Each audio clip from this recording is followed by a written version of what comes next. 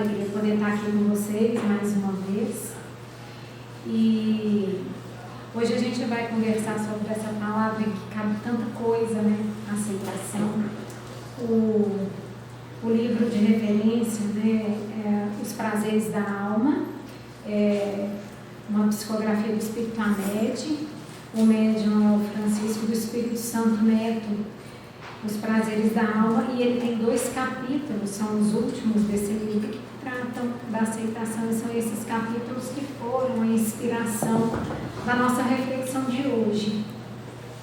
Mas, como não há coincidências no trabalho da espiritualidade, a gente teve o Evangelho de entrada nesse capítulo, né, que tantas vezes causa um estranhamento, um certo desconforto na gente. Muitos os chamados, poucos os escolhidos. Para começar, o título já assusta, porque a gente já tem certeza que a gente vai estar entre os muitos chamados, mas não estaremos entre os escolhidos.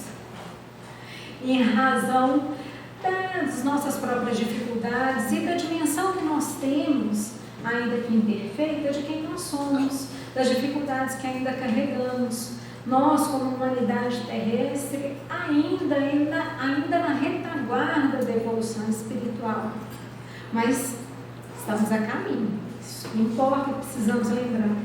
Mas é preciso, como nos trazem os Espíritos, e a gente já vai falar um pouquinho dessa mensagem de hoje também, vamos esclarecendo, nos dando a chave da doutrina espírita, que vão então esclarecendo para nós palavras do Evangelho que pareceriam muito duras ou que nós teríamos um entendimento equivocado, vão explicando para a gente o real sentido do que o Cristo quis dizer.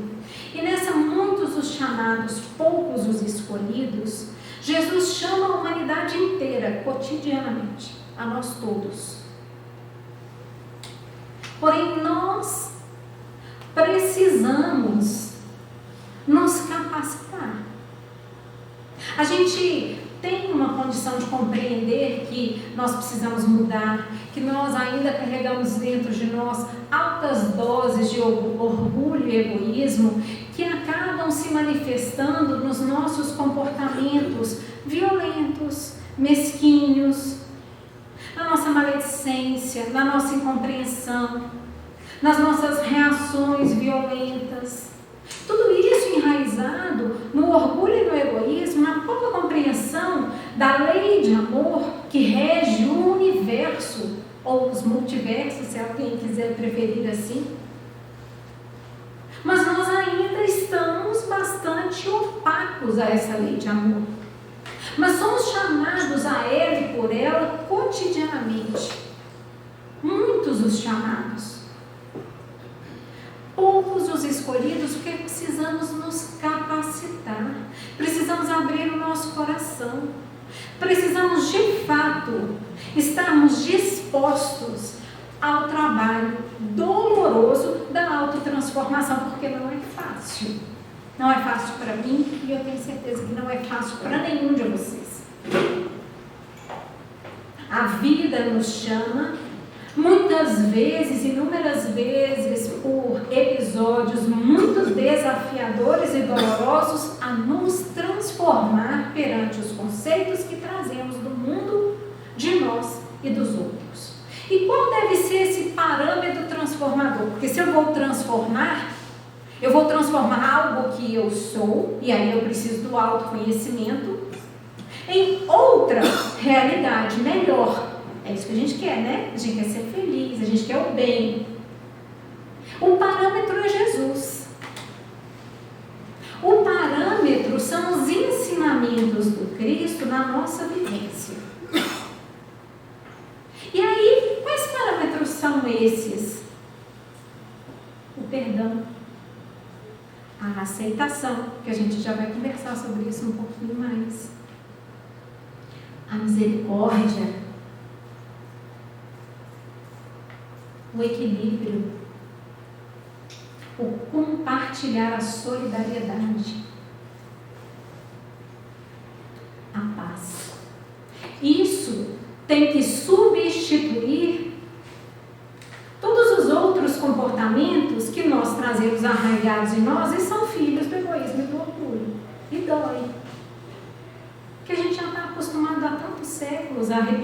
padrões, mas não dá para ganhar o reino dos céus assim, sendo orgulhoso, não? Sem dividir? Não, não dá. Não dá porque a gente não conhece e não sabe dimensionar a alegria que é o amor compartilhado, o perdão real, a compreensão, que está muito além de qualquer prazer material que a vida possa nos oferecer. Por isso, poucos os escolhidos, porque muitas vezes a gente desiste pelo caminho dessa transformação real, em sermos mais pacíficos, mais respeitosos, mais inclusivos, mais solidários, mais ordeiros.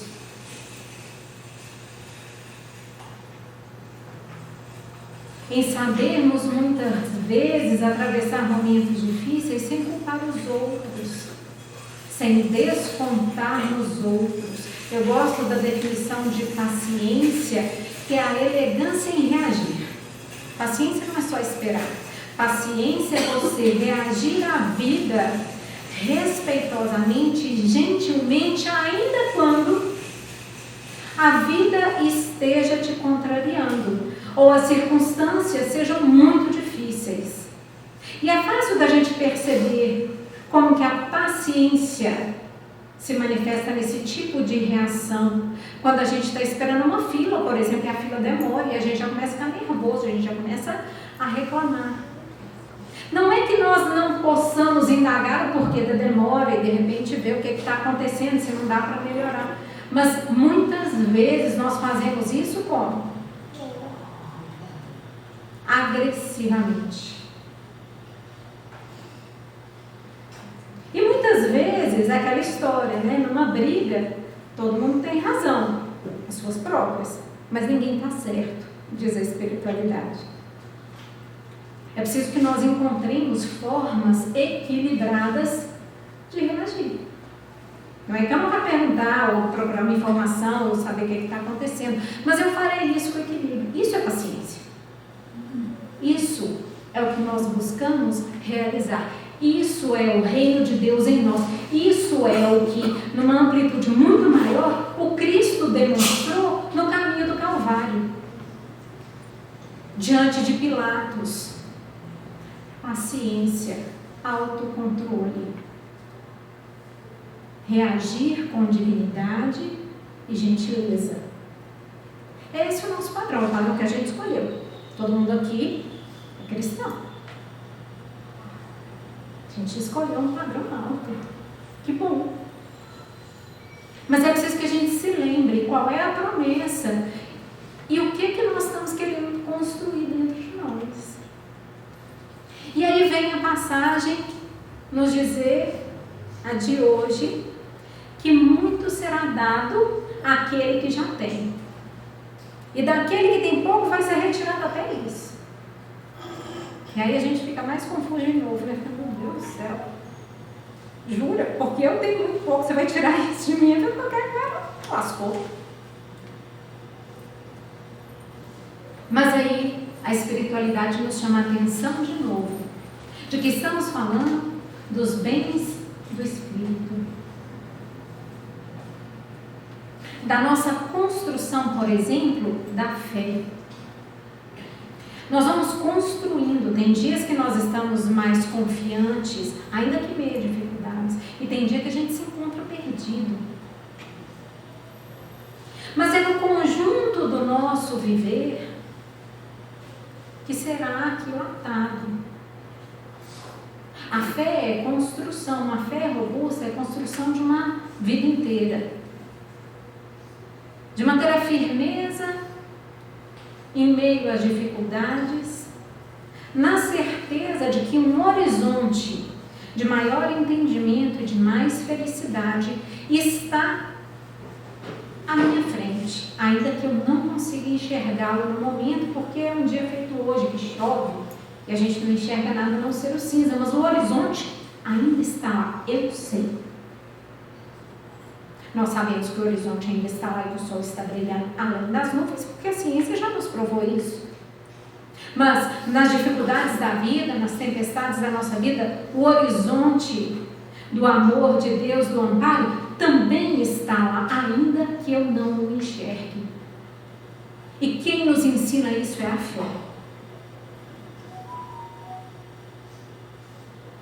Mas no compartilhar eterno da vida, muitas vezes, nós somos aqueles que lembraremos aos nossos irmãos: olha, tenha fé, tenha confiança, Deus não abandona ninguém.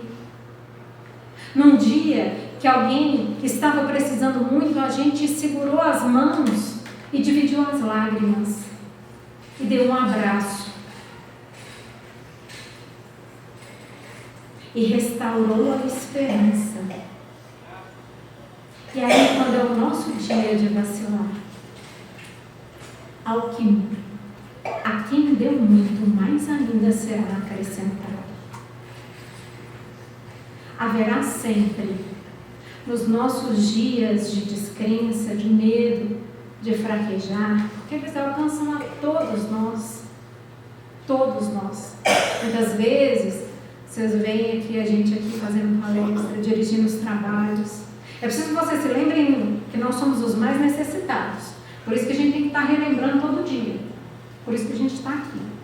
Se é que a gente pode fazer alguma comparação, a gente é estagiário. A espiritualidade coloca a gente mais próximo, porque se a gente for muito longe, a coisa vai complicar para o nosso lado. Então a gente precisa todo dia estar retornando ao Evangelho, retornando ao ensinamento da espiritualidade para manter a firmeza do proceder e do caráter. Então tenham compaixão conosco, mesmo quando a nossa palestra é chata. Estamos num compromisso de auto-redenção.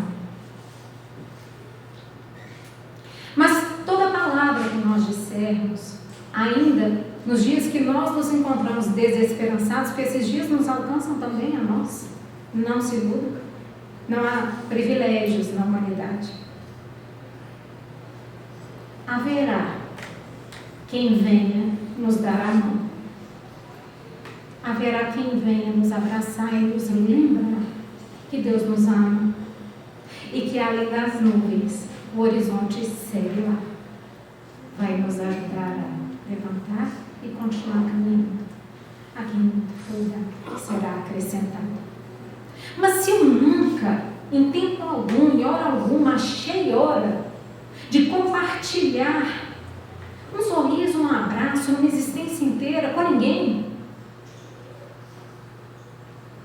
quem poderá vir ao meu socorro? Quem Deus poderá se utilizar para ser um mensageiro, um anjo na nossa vida? Se não houve da minha parte nunca nenhuma ação que tocasse qualquer coração, o amor, a aceitação, o acolhimento, a paciência, são dádivas que se multiplicam para além da nossa compreensão. É disso que o Evangelho está falando. Que a quem muito foi dado, será acrescentado. Se a aceitação, se a solidariedade, se o amor que nós já compreendemos, nós compartilhamos com os nossos irmãos de jornada, ele será multiplicado, dinamizado na nossa vida, em nosso redor, em todos os tempos.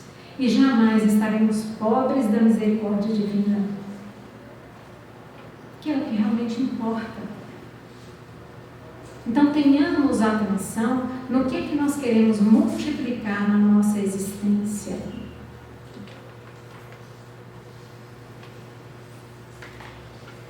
E a gente vai conversar um pouco ainda sobre aceitação.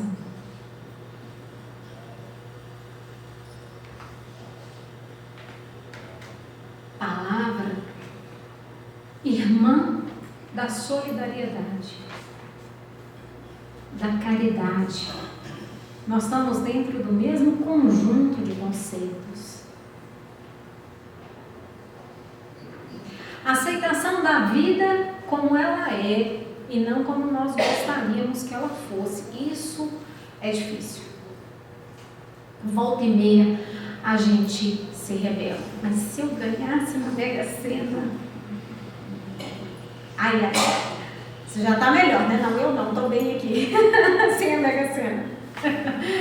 Mas se isso, se aquilo outro. A vida é bom que a gente fala para a gente escutar. A vida está desenhada, o nosso contexto está desenhado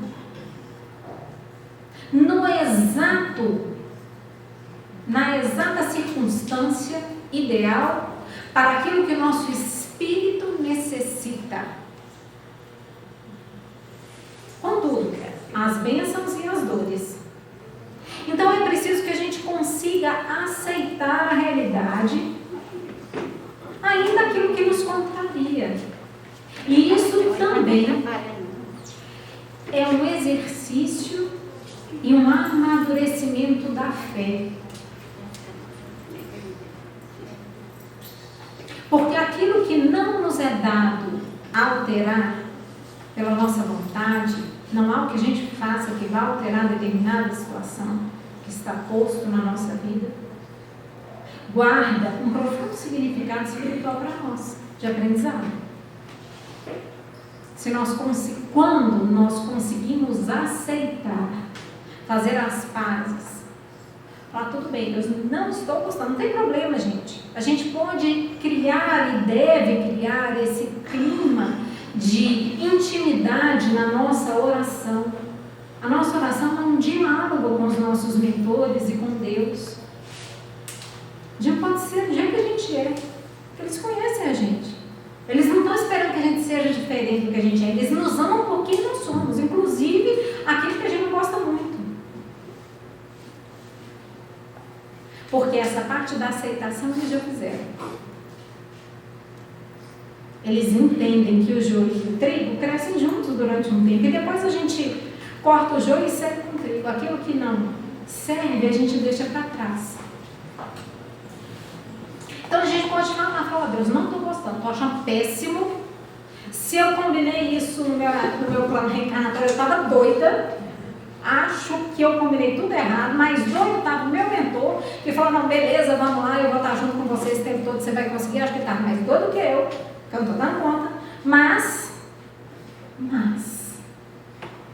e aí é preciso que a gente coloque o mas, porque o mas é o antagonismo. Mas eu confio. Eu opto por confiar.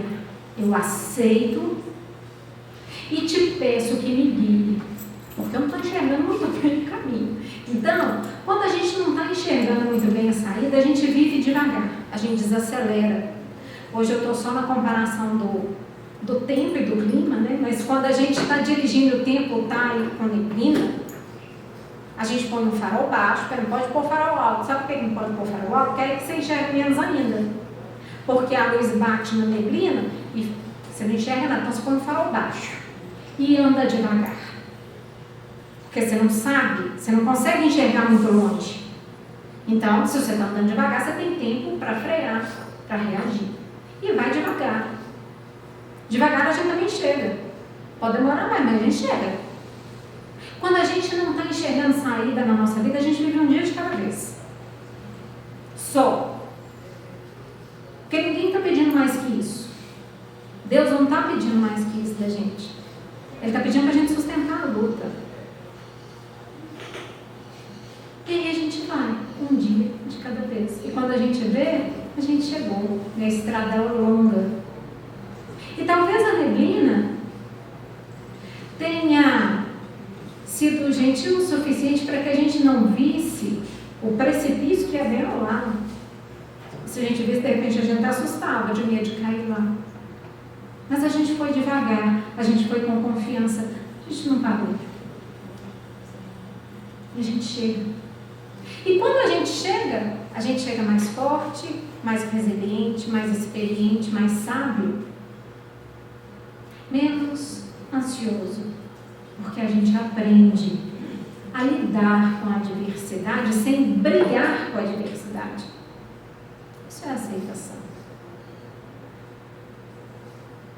Mas é também necessário que nós aceitemos a gente mesmo como a gente é, sem brigar com a gente.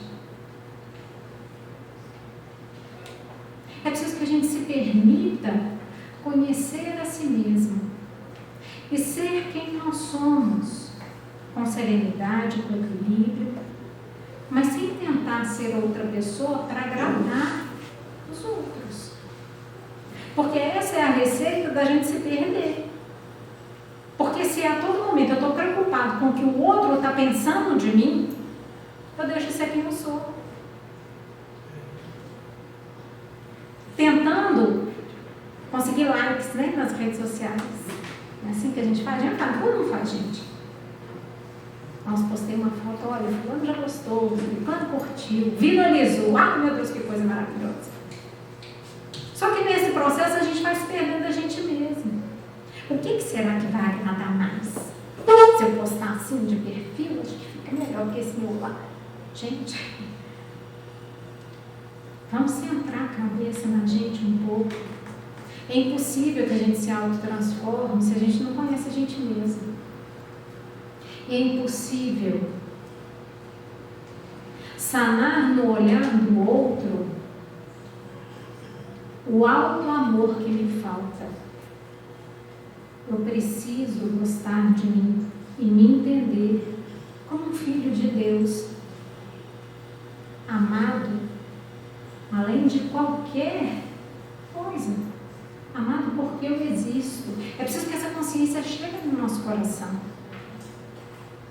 Deus não está importando se a gente está com a roupa da moda, se a gente está com um dente assim assado, com o cabelo frito ou ensopado. Não que a gente não possa fazer, até pode, mas que a gente mantenha a consciência de que isso é perfumaria, não é o essencial. O essencial é a gente se saber valoroso no mundo, cada um de nós aqui. Todos nós somos essenciais na existência. Todos. Cada um de nós.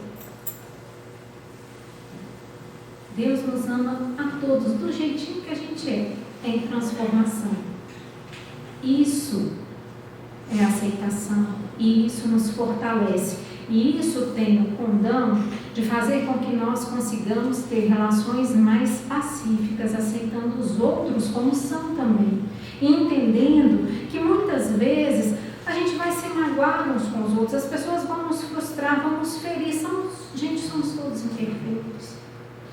A gente erra e os outros também. É preciso que o perdão seja companheiro cotidiano, o auto-perdão e o perdão do outro também. Todo mundo é imperfeito. E meu pai tinha uma frase que eu adorava, que eu disse: o único perfeito que andou aqui nesse planeta pregaram ele na cruz. Esse é o nível de tolerância que a gente tem com quem é perfeito. Incomodou tanto que crucificaram. Mas a gente já está em outro lugar agora, né, gente? Nós não vamos querer crucificar Jesus nas nossas existências. Agora a gente quer vivenciar Jesus nas nossas existências e não negá-lo mais.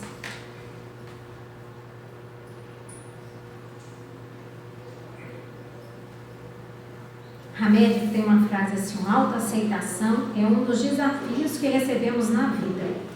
Ou vivemos como pessoas libertas do jugo alheio, ou aceitamos ser manipulados e viver afastados ou separados daquilo que sentimos e pensamos.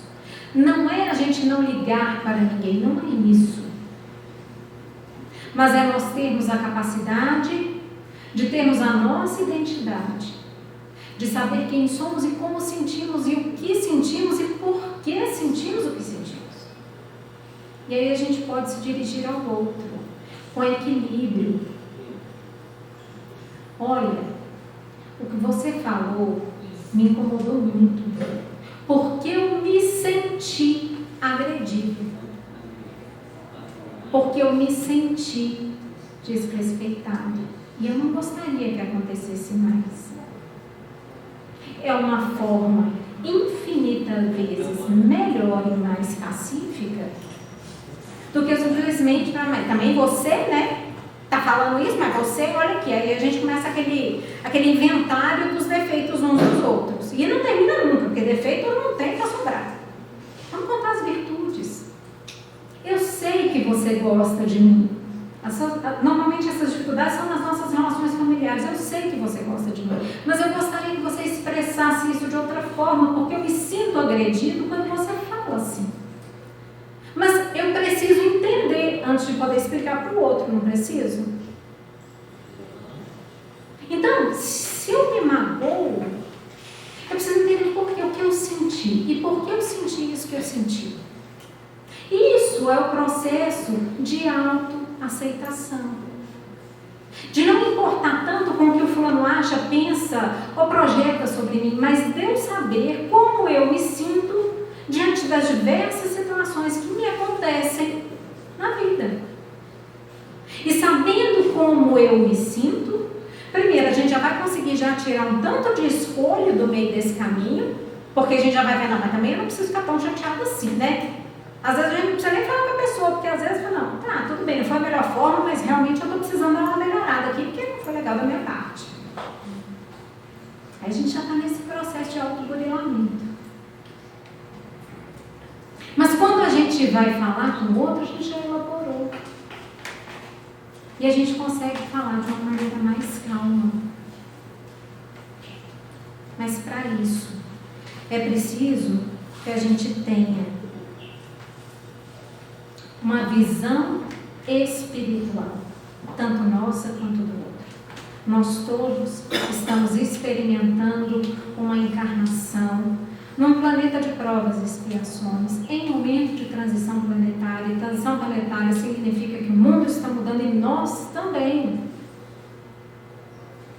Nós também estamos em transição, na escala evolutiva. Então é natural que tudo esteja em ebulição.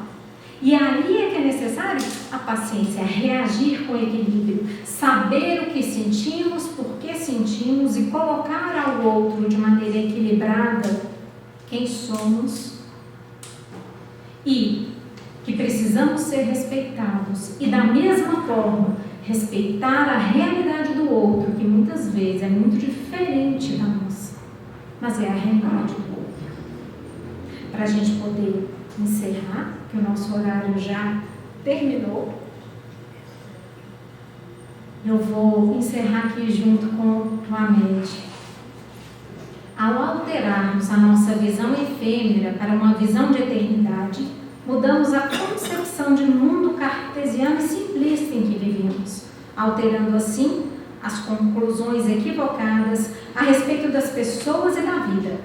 O normal, o anormal, o moral, imoral, o natural e o não natural são relativos, mesmo quando se trata da configuração ou da aparência externa da matéria. Jesus de Nazaré, numa atitude incomum em seu tempo, demonstrava apreço e respeito aos excluídos e discriminados, oferecendo igual atenção às diferenças de classes sexuais, aos ladrões, prostitutas, adúlteros, cobradores de impostos. Não fazia acepção ou escolha em favor de pessoa por sua classe social, título, sexo ou nacionalidade. Todos eram pessoas, indivíduos em si mesmos, considerados por quem eram e não por seu papel social. O mestre deixou claro que para Deus não havia eleitos. O reino dos céus é uma conquista comum a todos aqueles que cultivassem o amor a Deus, ao próximo e a si mesmo. Os povos escolhidos aqui. Essa convicção é que levou Paulo de Tarso a afirmar aos cristãos da igreja da Galácia: Deus não faz acepção de pessoas. Deus não faz distinção das pessoas em razão de nada a não ser de quem são e do quanto colocam em prática na sua vida a lei de amor. Todos nós somos chamados, que nos façamos escolhidos. A hora é agora. Obrigada.